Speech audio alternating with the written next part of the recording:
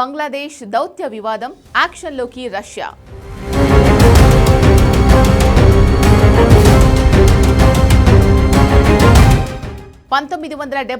War ప్రస్తావన, భారత్తో పెట్టుకోవద్దని warning.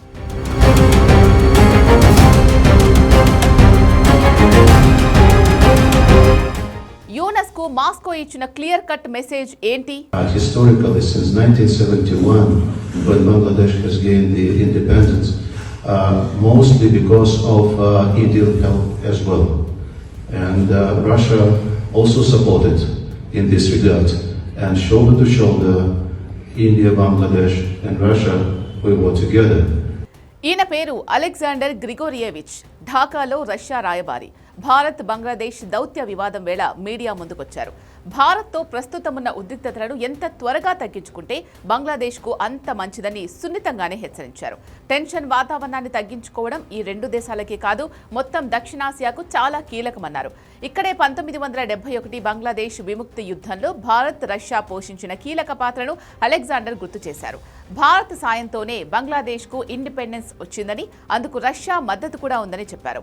మూక దాడులు, మైనార్టీల నిరసనలు, రాజకీయ అనిశ్చితితో పోరాడుతున్న ప్రస్తుత గందరగోళ పరిస్థితులను ఇంకా పెంచేలా ప్రవర్తించవద్దని యూనెస్ ప్రభుత్వానికి హితో పలికారు.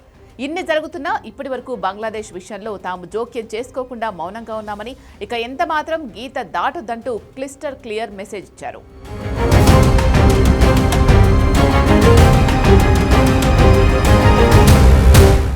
1971 విముక్తి యుద్ధాన్ని గుర్తు చేయడం ద్వారా రష్యా రాయబారి యూనెస్ సర్కార్కు రెండు విషయాల్లో క్లారిటీ ఇచ్చారు. మొదటిది, భారత్ లేకపోతే బంగ్లాదేశ్కు అసలు స్వేచ్ఛ దొరికేదే కాదని చెప్పారు. రెండోది, నాటి యుద్ధంలో తమ దేశ పాత్ర కూడా కీలకమని, కాబట్టి ఈ వివాదంలో అవసరమైతే తాము ఇన్వాల్వ్ అవుతామని సందేశం పంపారు. 1971 యుద్ధంలో పాశ్చాత్య దేశాలు భారత్ వైపు లేవు. పాకిస్తాన్ రెండు ముక్కలవ్వాలని ఆ దేశాలు కోరుకోలేదు.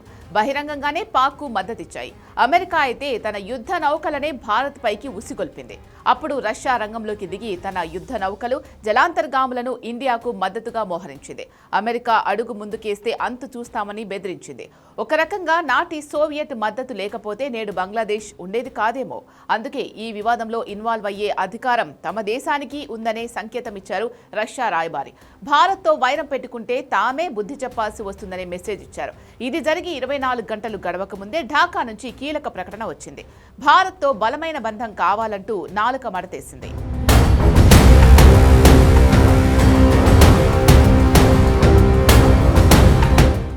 భారత్తో ఉద్రిక్తతలు తగ్గించేందుకు బంగ్లాదేశ్ తాత్కాలిక ప్రభుత్వ ప్రధాన సలహాదారు మహమ్మద్ యూనస్ చర్యలు తీసుకుంటున్నారని ఆ దేశ ఆర్థిక సలహాదారు సలేహుద్దీన్ అహ్మద్ తెలిపారు. భారత్తో దౌత్య సంబంధాలు మెరుగుపరిచేందుకు ప్రధాన సలహాదారు యూనస్ పనిచేస్తున్నారని, ఈ అంశంపై ఆయన సంబంధిత వర్గాలతో చర్చలు జరుపుతున్నట్లు తెలిపారు. భారత్తో సత్సంబంధాల దిశగా ఆ దేశం నుంచి 50,000 టన్నుల బియ్యం కొనుగోలు చేయాలన్న ప్రతిపాదనకు ఆమోదించినట్లు ప్రకటించారు. భారత్ బంగ్లాదేశ్ మధ్య సంబంధాలు 1971 తర్వాత ఇదే అత్యల్ప స్థాయికి చేరాయన్న దౌత్య నిపుణుల వ్యాఖ్యలపైన సలేహుద్దీన్ స్పందించారు. పరిస్థితి తీవ్ర స్థాయికి చేరలేదని, బయట నుంచి చూస్తే చాలా జరుగుతున్నట్లు అనిపించవచ్చని చెప్పుకొచ్చారు. భారత్తో తమ సంబంధాలను దెబ్బతీసేందుకు బయట నుంచి ప్రయత్నాలు జరుగుతున్నాయని ఆరోపించారు.